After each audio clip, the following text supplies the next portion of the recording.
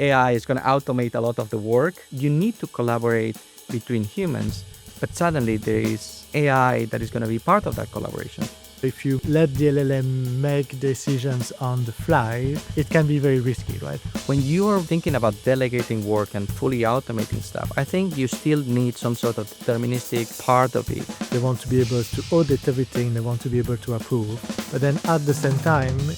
Welcome to the Capably Podcast, where we explore how AI is changing how we all work. Today is one of those episodes where we talk about Capably and the founders and the story behind. I'm Rafa, co-founder and CEO of the company, and with me I got Nicolas, my co-founder. Thanks for being here today. We gonna start talking about backgrounds, and I think Nick, you can kick off. Yeah, sounds good. Yeah, it's always good to start with a bit of context about where we come from and how we got into this, right? So on my side, I'm Nicolas. I'm originally from Belgium, as you well know. I got into programming at like a very young age for like video games and other things like that. And I ended up studying computer science and then bioinformatics and modeling. But I always wanted to do something more practical. So I moved to London in 2013 to work in tech startups. I worked for a few different ones. The most notable one is probably Super Awesome. I joined them just after the seed round, and we went through Series A, Series B, Series C, and then the exit to Epic Games. So during that time, I went from like senior engineer to head of engineering, chief architect. So that was quite a ride. And of course, that's where I met you. So for context, at the time, Rafa was leading the team that built a product that ended up being one of the main reasons why Epic Games bought Super Awesome. It was the good old times, right? Like it was quite intense and quite an interesting time that we had there. But about my background, computer science guy, I got into product management early on. And I think similar to you, it's funny because we both met in London in 2015, something like that. Like 2015. Yeah, 20, yeah. So like that was like long time ago. But of course, before that, like I was doing a lot of like software and kind of the good old days, like the waterfall style, like like early days of my career. And I remember that back then, London was, and it still probably is, the one place in Europe to do startups. So I moved to London. I did a whole bunch of things, and eventually we met at the say. It was quite interesting because you and I, we kind of work in different projects, but eventually we got to build something kind of from scratch. And it was quite an interesting technology because there was nothing like that. Remember, like we had to build from the ground up all these different data collection technology and from the experience to kind of how to properly do it. And I feel like back then, it kind of like for us was like one day we'll do something, right? And of course, after Super Awesome, I did another startup. Then I evolved product into kind of operations, more like a detail, so like sales and marketing and all that stuff. Startup called GeoBlink. We did location intelligence, which is kind of AI before AI. We used to do a lot of like statistical modeling and kind of like forecasting and all this cool stuff. And then eventually we exited the company as well. It was another successful project. And I think that the whole like we want to do something together, it was kind of with us all the time, But I feel like it was 2023 more or less when like, or perhaps like for a while we were discussing kind of what to do. It was when ChatGPT was kind of becoming a thing that like we said like, okay, maybe we need to come back to that idea of doing something together, right?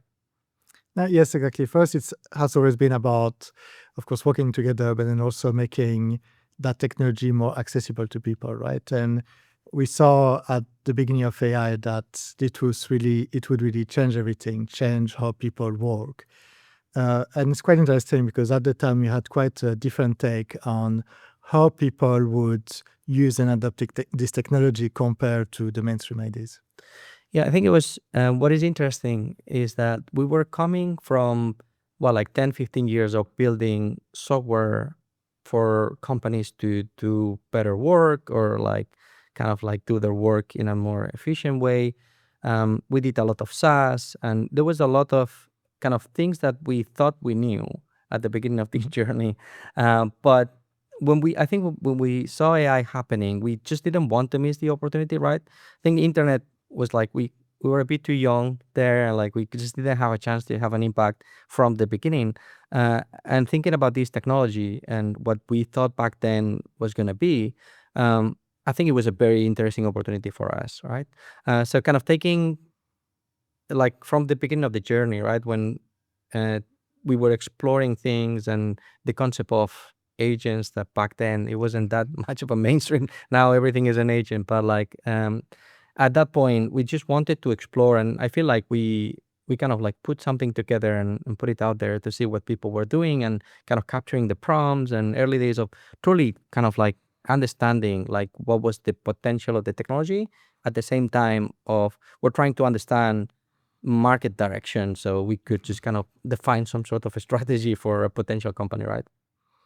Yes, exactly. And it's interesting because when you have a technological change like this, then technical people tend to be at the forefront of it, right? And they tend to start from technical people problem, like how do I improve programming? How do I automate these things? How do I build a dev tool? It's quite interesting because for us it was the opposite, right? We looked at it from a point of view of this is gonna change work inside companies, and rather than just trying to give a tool that people can use in the old way to apply it, we really went to talk to customers to figure out how we could automate those things for them from the beginning. And I think that approach, thinking about the long term and trying Mm. to really start from what customers want to automate, even if the technology is not there, I think really was quite important to us. I feel like we made that mistake almost way too many times Mhm. before, where you start from the cool technology and you kind of push it into the market, and then you have to iterate a million times because you really are not building the right thing, right? And we wanted to take the complete different approach, like building with the market. Um, I think there were like couple of decisions that we made early on, and it's funny because we talk about this often, right? Like how in startups you make couple of bets early on, and then you see them play out, and then if you're really right, then kind of you get the traction and kind of like you get the momentum, and if not, then you have to pivot quite a lot and whatnot, right? So I think one of the key decisions that we made back then was thinking long term, right? We I think we were in a position where like we didn't want to rush to kind of any early success, something quick and not like taking advantage of the what we thought the technology, the potential that the technology was bringing, and I think that was one of those big decisions of like, okay, if we jump 5, 10 years down the line, how do we think AI is going to change how companies Yeah. work, right? A very good example was deciding, even though we had a few ideas of what we could have built specifically, we tried to avoid staying in a very specific use case, right? Because at the time in 2023, everybody was talking about how vertical AI is going to change everything. And it's because people came from vertical SaaS and they looked at it and they were like, okay, great, you just redo the same thing with AI and that's going to change everything. And we saw that, at least for all customers, it's not the way to go, right? It's really about providing that layer of technology that will allow them to change their operations, change how they run their companies. And it's very difficult to do that when you are too vertical, when you are stuck in a specific place, right? And we saw that when talking to customers, right? They were not asking, can you automate this specific process? They were asking, how can I have that process between finance and this other department work better? How can I automate this reporting between this department and that department? So I think it was very clear to us that doing something that would touch the whole business was super important.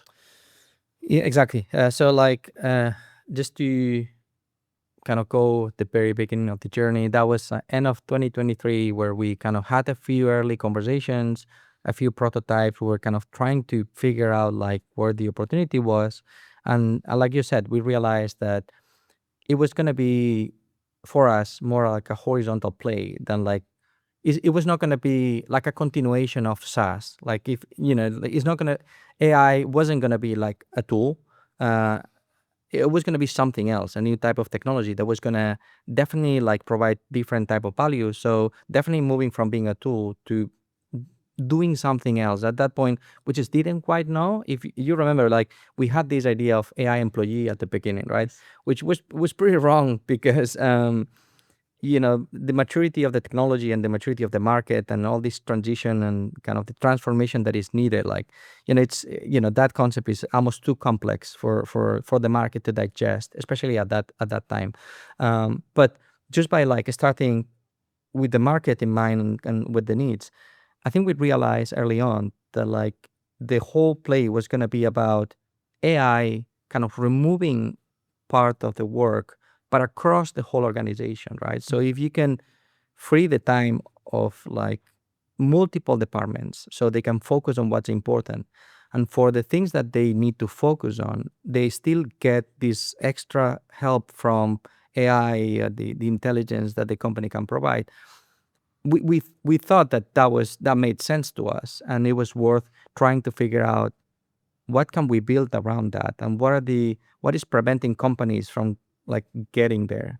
And I think that was kind of the beginning of the journey, right? Like that was early 2024 for us, and we did what we know how to do, basically like getting a few clients and then just building with them, right?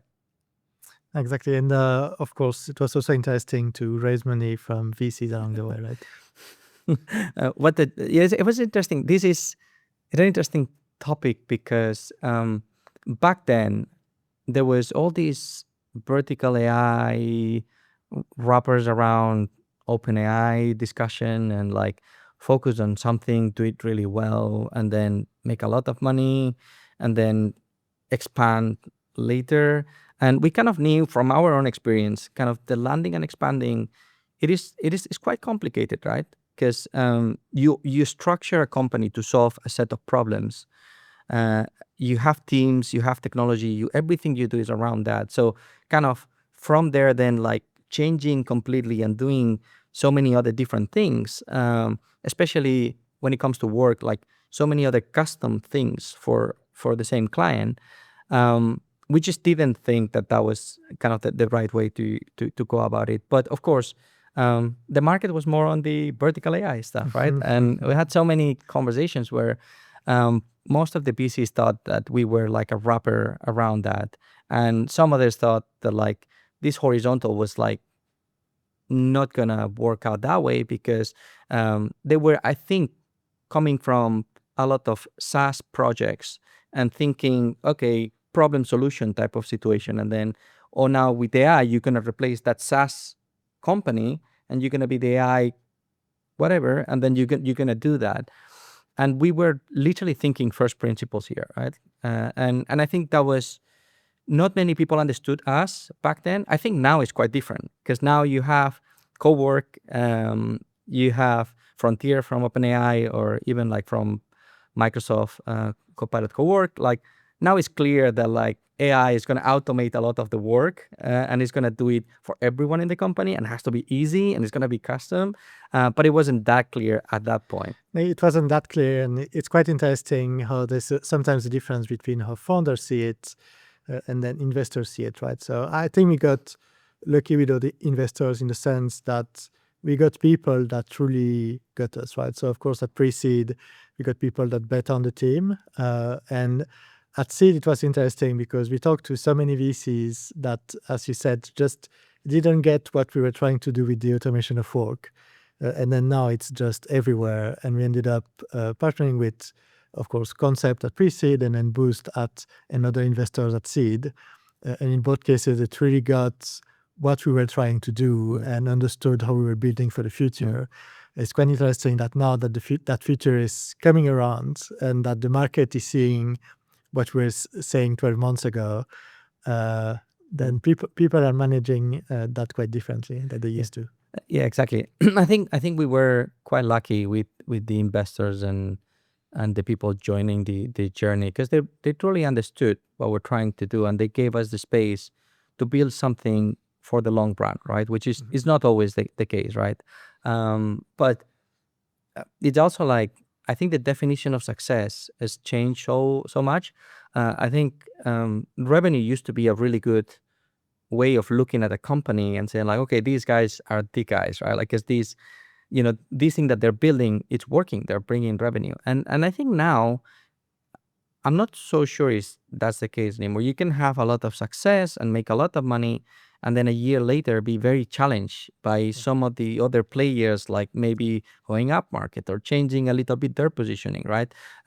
So for us to have the support from the investors, giving us the space to think long term, and make the progress the right direction, it really put us in a very good position later on in the journey, right? But just kind of to recap, 2024 for us was like just trying to figure out like what we needed to building with the market. I think we learned a lot about RPA and kind of previous automation and what went wrong and why those guys never went like mainstream, and especially when you look at like mid market or like kind of like proper adoption, that never happened. So learning about like the good things about that approach, and kind of the gaps and the things that didn't quite work, was also like a good experience for us to truly build the right pieces, which we're gonna talk in a moment. But I think it 2024 for us was like kind of learning about like kind of like what to build and how to build it, right?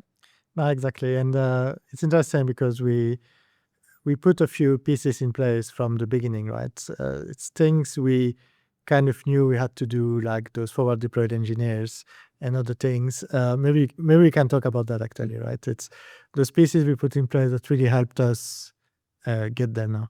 Where we landed, and I think it was a very good foundation for everything that we've done since then, was this idea of like companies will have some sort of like enterprise AI platform to orchestrate AI across the company that has to really help them do a few things very well.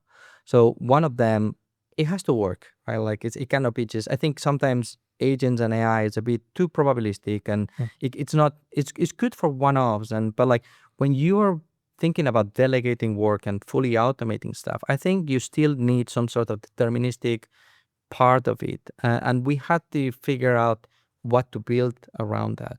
And I think that was one of the key learnings. Then the other thing that it was also, I would say, as equally important, was you still need to do this transition, right? You need people to kind of evolve into this system doing work for them. And I think part of it is, it has to be very simple and very easy for them to kind of delegate work. And we knew that early on, like building the right experience to do the right process mining that doesn't even feel like process mining. And it's not just a chat, having a conversation.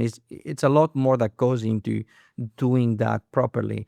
I think that was also the other piece. So when you grab this very reliable system that does work for you and a very simple way of like delegating work across the organization, I think that sounds like the step one of these new orchestration systems and whatnot. Funny enough, when we tried that and then we pushed that, one of the issues that we found was, just people didn't know what to do with it. Like we had this kind of very early version of the platform, and they were like, Okay, but what do I do with this?" Right? Like, and I know that I can do it, but you know, how to use these? So the transformational aspect, then it was kind of the first wall that we hit, right? Yeah, the transformational aspect in terms of spending time with customers, understanding exactly what Mm. they want to automate, what's worth automating, how AI can fit into that. And then, as you mentioned, the determinism, right? It's if you look at AI agents, large language models, they are probabilistic by nature, right? So they are very fun to play with. You can do a lot of very fancy things with them, but the moment you put that inside the real process in a company, what they want is that process to run always in the same way. They want the process to be reliable. And so you end up with some very probabilistic system that has to perform deterministically. And then making that happen, it requires like a completely new layer of technology on top of those systems to make it work, right? On top of the large language models, on top of the agents. it was quite interesting to like build that and deploy that with companies. Yeah, and I think there's the whole security aspect as well, right? Like suddenly you're gonna have this entity doing work for you, meaning accessing systems and data Mm. and updating systems and doing all that stuff. And we saw recently some of the damage that these systems, like if they're all out of control, they can do, right? Like and whether that is like running locally in your computer or like cloud, right? And I think for us, designing a system that was kind of very much enterprise first and kind of very safe, we kind of had to add that into the mix, right? And I think security is a big point. Like, we spend a lot of time, the teams, the guys, like spend a lot of time working on that, but still, like, it's one of those that is like crucial to do this at scale, not so much or like a pilot or like one department, right? It's very difficult for companies, right? Because they want to use that new technology, they want to use the LLMs, but on one side, they know they cannot really trust them, right? Because maybe the LLM provider is going to do something with their systems. It's less of a problem now, but people were asking that question at the beginning. But then also, if you make the LLM, let the LLM make decisions on the fly, it can be very risky, right? So somehow you need to put some safeguards everywhere. You need to make sure people can approve everything. You want to sandbox everything, which is very important. But then at the same time, if you just sandbox everything, you put the LLM into a box that has no access to the internet, then it becomes useless, right? And at the same time, so you need to isolate it. And at the same time, you need to find a way to give it access to data so that it can be useful. And trying to combine these things is actually very difficult and very challenging, particularly considering the governance that companies require, right? They want to control exactly who has access to what, right? They want the system to have access to tools with the same permissions as the users would have. Hmm. They want to be able to audit everything. They want to be able to approve. Adding that layer is quite challenging.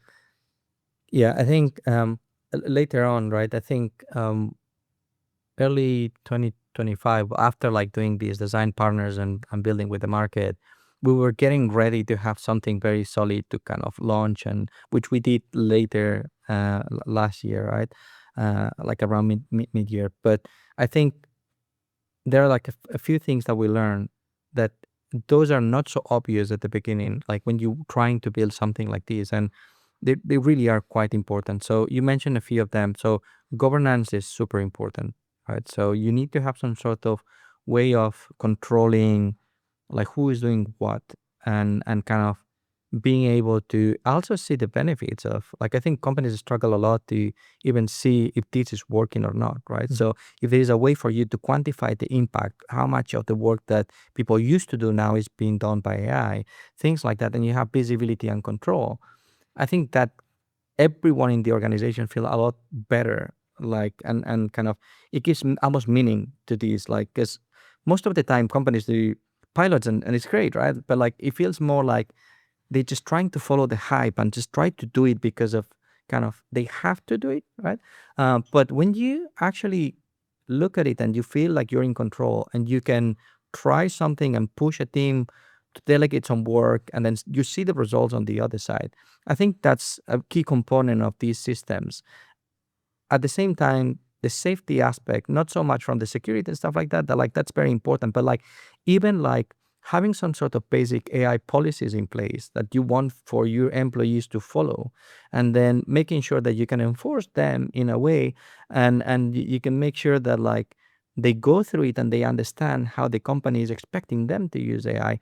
Those things need to be built in. Otherwise, they're very difficult to manage. So I think, those governance and kind of safety, giving them control was very important. The last piece, it is something that it was there in front of us all the time, but like we kind of it took us a while to understand, which is, if you look at the work environment, right? Like it's been always like human to human, right? Like we use tools, we use technology, but those used to be tools, right? So it's still like, I can drop a message on a Google Doc and then you will see it, right? But the truth is still human to human collaboration.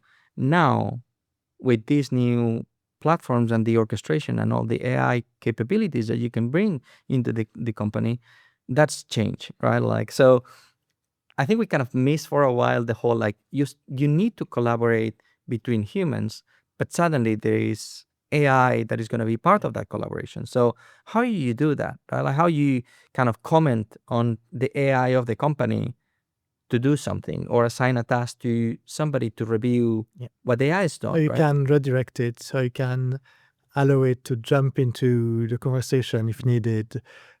How do you give it the data? How do you make it adapt to whatever the humans are doing? It's quite interesting. Yeah, and it feels a lot more natural now. Like we have all these different collaboration features as a part of the platform, and it's interesting because you realize how much of the work happens in between people in the company, right? It's not just your own work. You need your boss to have a look and approve, which is Mhm. very basic. But what if you need four other people providing different parts of that workflow? How do you do that when the workflow is driven by AI, right? Like by the system. And I think that was actually really good, like realizing that and building that into the system. It And became it can lead to quite funny situations, right? Because technically it's the humans delegating to AI, but then once the process runs, sometimes it feels a bit like the opposite. It's the AI runs the process and then it's delegating to you. It's pinging you saying, can you upload this file? mm, It's pinging somebody in the team saying, can you review this? mm, Can you edit this? It comes back to you saying, can you approve that? And sometimes it feels that it's more, we are working for the AI that's running the process, mm, which in a way is how it should be, right? If it's repetitive work, the mm, AI should manage it and we should just uh, help it get there. mm. Which, by the way, like repetitive work accounts for around 50-60% of the work that people do Mhm. in companies, right? It's funny because I remember being in one of those big sales meetings, like where we're pitching a company with thousands of employees, and somebody asked a question, which is I think is very legit, right? Saying, "Well, if you say that you can remove part of the work from my teams, but I'm already paying them, what do I get? Because I still pay them, right?" And and I think we made the point, and we believe this, right? I think like most people, like they were hired to do something to achieve a goal, whether that is bring more revenue, improve the client relationships, or improve the consistency across how teams work in the company. Many different goals, right? But eventually, they kind of ended up doing a lot of reporting, a lot of updating systems, a lot of using tools, and that gives a sense of like, oh, I'm doing work. But the truth is, that was never supposed to be there. It needed to be done, and now we kind of remove it. So, the value that we bring is more about the goals that you hire those people to achieve. Now they have more focus, more time, more tools to get there. Yeah. And I think the moment that in this conversation they saw that, it kind of like for them it was like, okay, we want to do it. They became clients. We're doing a lot of things with them, but I think it's not obvious because you're coming from a lot of tools and you kind of feel, oh, one extra tool, but with AI that's going to do different things, and it's quite different, right? Yeah, and it's also quite interesting to see how that removal, automation of work translate into how people are expecting to pay for AI as well, right? Mm, Because in the SaaS world, people would expect to pay based on number of users, number of mm, seats, or they would expect to pay based on usage. With AI, people don't really care as much anymore. They don't really care how many people access it. They don't really care how long it takes to do the work. They just care, is that work providing value to me? mm, And people are willing to just adopt the pricing that matches the value that they're getting out of the AI rather than the work it takes the AI to do it. mm. Very good point, because um, pricing is a topic that we iterated so many times. Um, we're coming at the beginning with this idea of like more subscription model, right? Mhm. That's what we knew. It's predictable revenue. It kind of makes sense, right? But like you said, the expectation of the market is quite different, right? Like I feel like if you bring a lot of value, you can actually capture big part of that value, right? I think it used to be on average, it was around like what, 15-20% of the value, like the previous tools and whatnot, because there were tools. But like, I think in this new reality, you could capture even more, 30-40% of the value that you provide as soon as you provide the value. And I think it's challenging because you have to deliver, right? Like, but at the same time, it kind of aligns like interests quite a lot, and kind of removes a lot of the fears of the market coming from pilots that didn't deliver. How many copilot licenses they cancel, right? Because there's no adoption. So I think it removes part of that fear, and then it puts in place the right incentives for people to kind of use it. And at the same time, on us, on the people, startups building products, really using AI in the right places, right, and providing the right value. And I think that's a big change. What about like in terms of the wider landscape, right? How you see the tech from like evolving like for the last couple of years that we've been building these? What's your feeling? Yeah, it's quite interesting how it has changed, right? So ChatGPT came out, of course, as a chat software, and people started using that. And it's quite interesting that uh, some so many people and companies got stuck into it has to work as a chat, right? Small the chat is an interesting entry point to explore ideas. But what we found is that the way companies expect to use it is they are more thinking about can I delegate tasks, automate workflows, automate processes.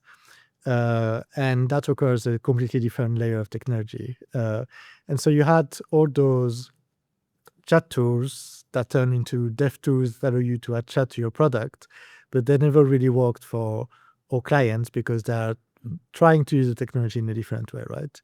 And then now you have those new layers of like Cowork or Frontier from OpenAI and others that are kind of trying to do that more automation of work that is not always chat based, but more process based.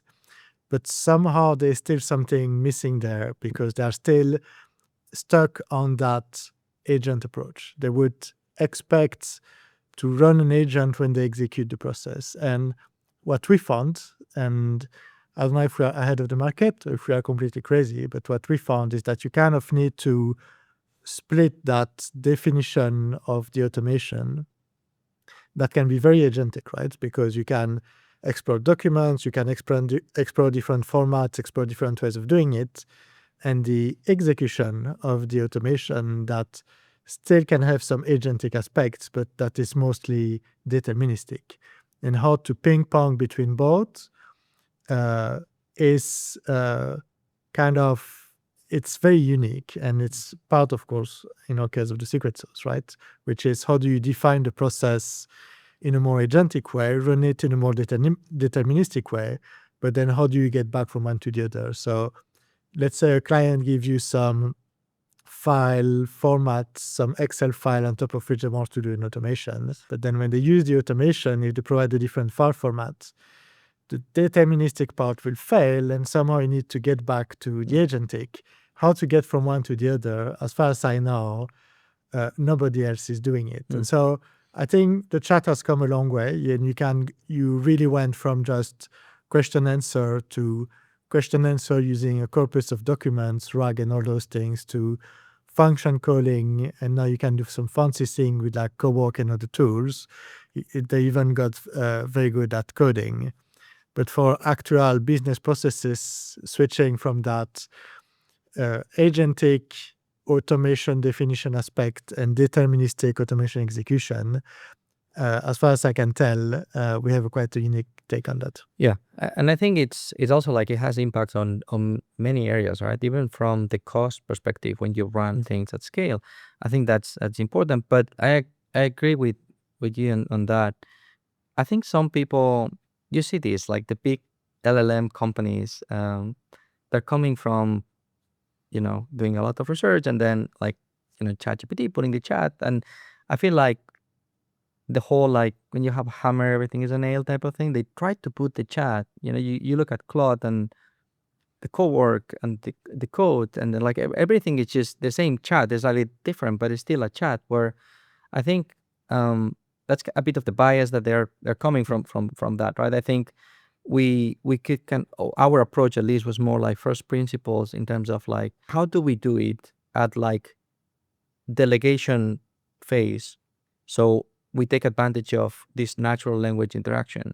But then when we run these, like how does that look, that experience, right? And those are quite different experiences. And I think, you need different ways of interacting. And don't get me wrong, of course, right? The chat is still super useful for that universal AI assistant, right? If you want to have a tool that is connected to your calendar that's gonna push all your meetings to the afternoon, chat is gonna do very well there, right? But companies think differently. They think about those tasks that takes them 1-2 hours every day that they need to do in a very similar way every time.